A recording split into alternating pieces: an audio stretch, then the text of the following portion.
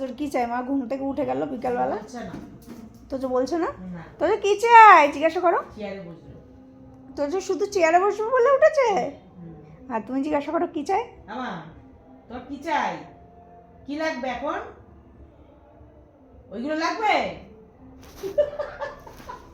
খই বিস্কুট লাগবে, হ্যাঁ আমি বলে আমি একটু ঘুমাই। আমি একটু ঘুমাই। উফ মনি রে চল, তুই আর আমি একটু শুই, চল এই তুই শুবি কেন রে? চলে এস। চল চল তুই আর আমি শুই।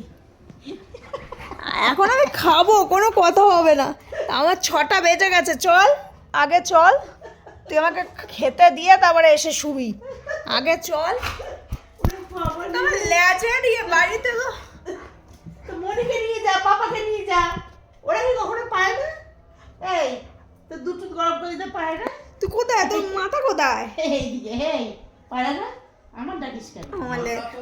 আমার লেজটা কি সুন্দর নড়ছে। এই টাকা ওর এখন টিফিন করতে যাবে, অবস্থা দেখেন, মারে ডাকতে